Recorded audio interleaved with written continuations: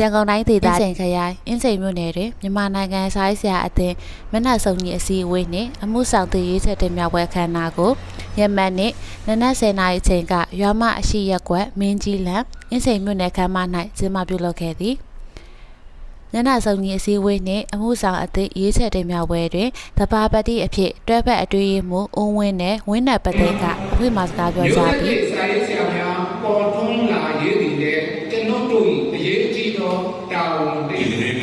ကျွန်တော်တို့သိမှာဒီချမ်းသိဖွင့်ပြဖို့ပုတ်ခတ်ပြောဆိုတာမဟုတ်ပေမဲ့ကျွန်တော်တို့သိရဲ့ထိုင်မာတဲ့အမြင့်ဖိကနဲ့အခြေခံသဘောတရားတွေနဲ့ကျွန်တော်တို့ဟာယူနေတဲ့အချင်းမြန်မာနိုင်ငံစားရေးဆရာအသင်းဗဟိုမှဥက္ကဋ္ဌကြီးဆရာကြီးမြင်းမှုမောင်နိုင်မိုးကနှုတ်ခွန်းဆက်စကားပြောကြားသည်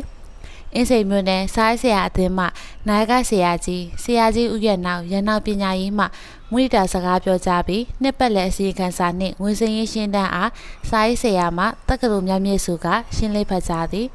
ထို့နောက်အင်းစိန်မြို့နယ်အမှုဆောင်ကော်မတီဝင်များနှုတ်ထွက်ခြင်းကြေညာခဲ့သည်ရေးချက်တင်မြှောက်ရေးကော်မရှင်ကိုအဖွဲ့ဝင်3ဦးနှင့်ဖွဲ့စည်းတင်ပြကြောင်း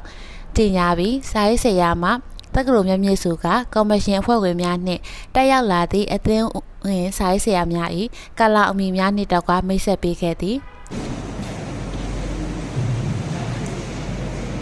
ကျွန်တော်ကတော့စာရေးဆရာဝင်းနယ်ပသိန်းဖြစ်ပါတယ်အဖွဲ့ဝင်အမှတ်ကတော့3165ဖြစ်ပါတယ်ခင်ဗျာ